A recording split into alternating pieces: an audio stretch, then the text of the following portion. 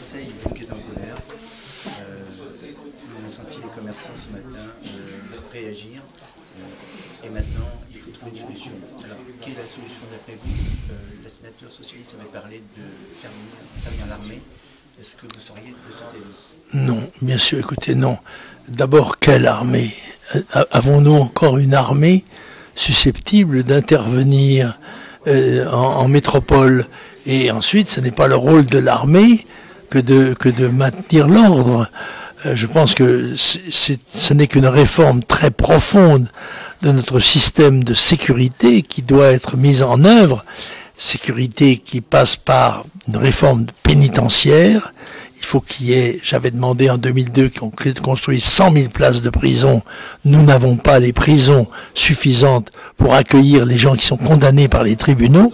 Ce qui est, comment? Oui, les gens condamnés à moins de 2 ans de prison ferme sont dehors. Et on leur met un bracelet c'est ridicule. Bon, ensuite, les attaques dont la police est l'objet, attaques physiques d'abord, mais aussi psychologiques, mentales, renforcent le camp des délinquants, des criminels. Beaucoup de délinquants arrêtés, on nous l'annonce, avaient déjà été condamnés 30 fois, 20 fois, etc. Et cette culture de l'impunité aboutit bien évidemment à une corruption générale. En plus, écoutez, quand vous avez été dealer à 10 ans, et plutôt chouf à 10 ans et dealer à 15 ans, vous ne serez jamais plus ouvrier, ni cadre. Vous serez bandit.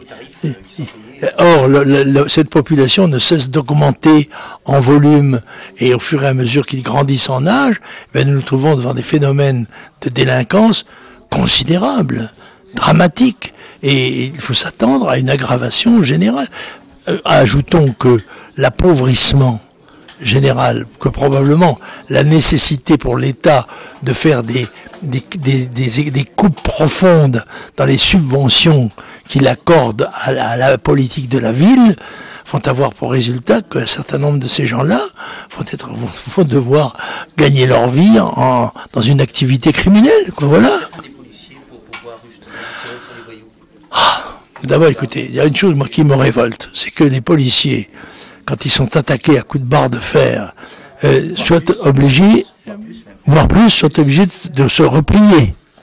Moi, je pense que les forces de l'ordre doivent avoir le droit, légitimement, d'user de moyens supérieurs à ceux de leurs agresseurs pour avoir le dernier mot, je crois. Le gouvernement, il m'étonnerait que ce gouvernement le fasse, encore que.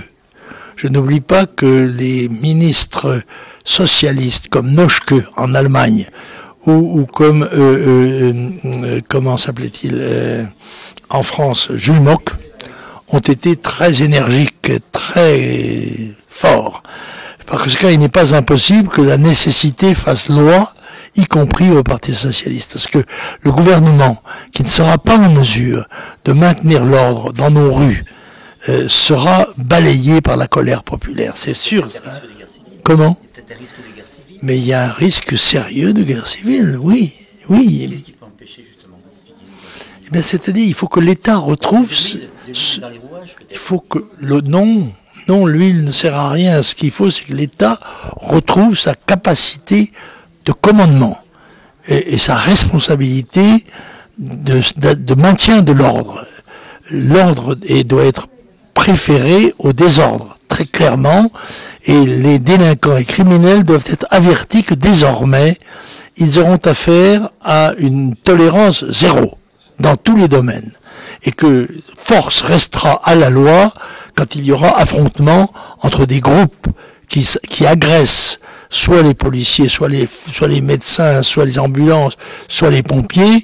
C'est l'ordre qui l'emportera. Vous connaissez le premier employeur des cités? Le premier employeur des cités actuellement à Marseille, le premier employeur des cités, c'est la drogue. Oui. Mais vous savez, moi je suis convaincu que ce trafic de la drogue est toléré par notre système. Il est toléré parce que si la drogue ne fournissait pas les énormes ressources qu'elle fournit aux trafiquants, eh bien ceux-ci se tourneraient vers des formes plus violente de criminalité et qui serait beaucoup plus visible et beaucoup plus ressentie par la population. Et je crois qu'il y a une certaine complaisance relative au maintien des réseaux de drogue. Donc le maire de Marseille a peut-être une incidence là-dessus. Une responsabilité, le maire de Marseille. Ce n'est pas le maire qui est responsable de la tenue de l'ordre. Vous savez ce qui est la situation à Marseille, elle est celle de toutes les villes de France pratiquement. C'est un ensemble qui doit être complètement réformé et très vite, parce que très vite, je crois que la situation risque de déraper dans le sens du pire. Merci.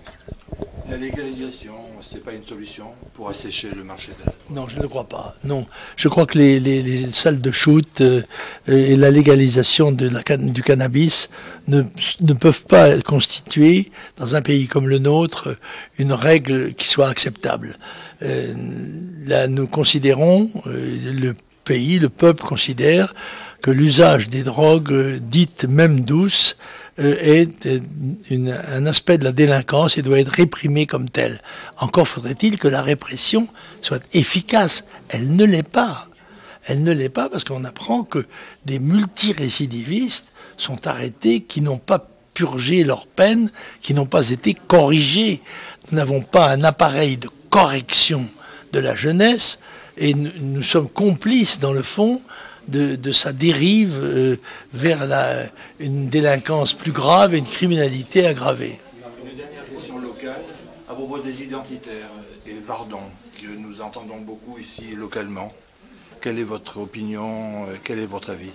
Marine Le Pen a été très claire, n'est-ce pas? Il ne saurait y avoir d'accord entre le Front National et le bloc identitaire, parce que nous avons des divergences très graves sur le plan doctrinal. Les identitaires sont européistes et régionalistes, ce que n'est pas le Front National. En revanche, si des gens quittent leur formation identitaire et affichent leur volonté de collaborer à des listes électorales futures, pourquoi pas s'ils n'appartiennent plus au mouvement auquel ils se référaient? C'est normal, ça. Merci.